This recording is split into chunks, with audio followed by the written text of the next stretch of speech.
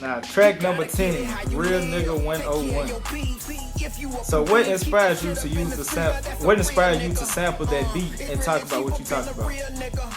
First off, I love UGK. Like Pimp C, UGK, that was my everything coming up. That was the first song I ever learned. I ever learned Pimp C. So it's like all his music. If you ever pay attention, I kind of revert back to that shit in a lot of my songs. So it's like that was my anything. Any beat I get that come from Texas and Pimp C, I'm probably gonna use them motherfuckers. So that was that. When I heard that bitch, I was like, oh, I gotta go in on this. And I think it was just that, like I said, that Pimp C shit. Pimp C, all he talked about was real shit. So it's like when I heard this shit, I'm like, man, fuck, you gotta get it, how you live, take your. So I just went to going in on that bitch. When I heard it, I'm like, man, I'm gonna just run some real, call that bitch like the Real Nigga Law Book. I think probably every CD out there is probably gonna do Real Nigga 102, Real Nigga 103. I think I might keep going with that bitch. I fuck with that bitch. Like. So then, like you talk about using that sample, when using such an iconic sample, is there any pressure to deliver? No. I mean, it's pressure to make it something that's relatable because the beat gonna grab attention anyway. So yeah, in that situation, yeah, because I don't want to put no bullshit on that.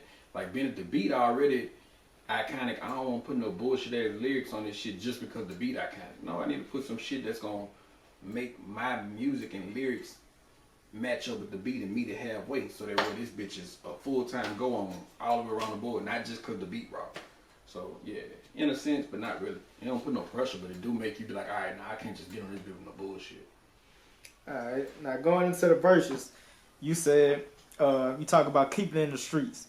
So how you feel about the public beefs that's been going on online and throughout BR and through Florida, Chicago, all that type of stuff, all the beefs, the public beefs online, and put them in songs?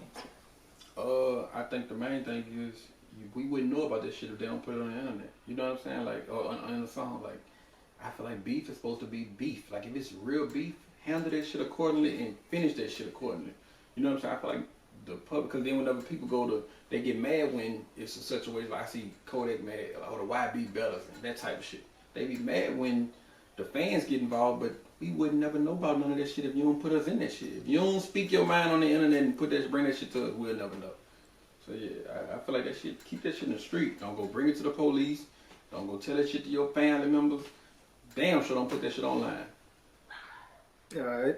Now in another verse, you said that you let your girl take the lick, and you said that it was like a flaw. So is there ever a time where that's alright for your girl to take the lick for you?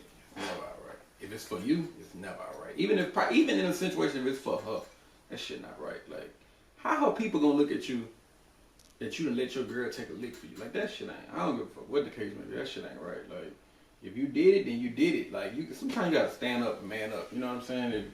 Even if you, I hate to say, I know some people be like, well, damn, what if you a convicted felon and you riding with, man, what you riding with that bitch for? You know what I'm saying? Like, don't put that woman in that situation, because you might be built for it. She not. So you putting her in a situation to crack, and that lady not built for that shit, don't. Yeah. That shit ain't, to me, that shit ain't never right. To each his own, but that shit ain't never right. Even if it's some small shit. I would put the woman in that situation. Alright. Then you talk about another verse. You said they on a real nigga on pillow talk. So tell us what pillow talking is to you. Pillow talking is basically what it is. You laying down with a woman and you talking down on another man. Like, don't do that shit. Like, especially with a lot of times motherfuckers pillow talk with the intentions of gaining something. Like, you know what I'm saying? Like, don't do that shit. Like, telling a woman like salting a nigga down. Like, don't do that shit. That's none of your business. If you talking about another man, that have nothing to do with you. Like, you know what I'm saying? Like, now if y'all vibing on some other shit and just conversating, that's something different. But pillow talking down on another man, that should never, nothing about another man should never come out your mouth to a woman. That's the ultimate no. Alright. Now another verse, you say, don't let a nigga play you pussy. Can you be a real nigga and be pussy? No, you cannot be a real nigga and be pussy. Well, that's kind of contradicting. You can, I guess, because shit, you being true to yourself, but you not. I ain't gonna say. I guess if you owning that shit, then yeah, fucking right, own that shit. Yeah, I'm pussy. I don't want no smoke. Don't do those things. Yeah, but if you portraying that real nigga image as to some, how? You know what I'm saying? How that work? How that go hand in hand? All right. Now another verse, you say you got a girl and she got kids. and you talk about taking care of the kids. So, you know, a couple months back they had the little thing on Instagram where the baby daddy only brought food for his child or whatever. Yeah. So how you feel about the girl wanting the baby daddy to pay for all her kid food? It's two sides to that. I don't think, like I said, even with me, like I don't feel like what I do should be expected. Don't ever expect me to do shit like but be black and die. But as a real man, I feel like you should just do that anyway. You know what I'm saying? If you know that they got other kids over there and you come to if you going out your way to bring your child something, fuck, what's a couple more dollars to get all the kids something?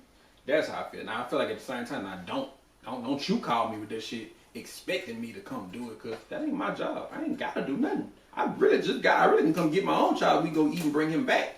So true, but yeah, I do feel like as a man, you should want to do that. Like, why not? Fuck. Alright. Then another verse you said, don't kiss and tell. So what if your homeboy come back and be like, you ain't gonna guess what happened last night? Is that kissing and telling? That's kissing and telling. But that's homeboy shit. I'm talking about like as far as like, don't go around like T-repping. Like, you know what I'm saying? Like, that's bitch shit. Like, you know what I'm saying? Like, what you, or not even, I ain't talking about your homeboys, because in them situations, your partner's gonna already know, because that's friend talk. Yeah. Now, the thing is, it's supposed to stay in between that box, too. I'm talking about as far as like niggas who just go, man, I fucked that little bitch. Oh, you talking about that? Oh, I fucked that little, like niggas who just go and pushing that shit, because like, come on, man, like, don't throw salt on that woman like that. You know what I'm saying? Like, what you, that's bitch shit. Like, don't do that.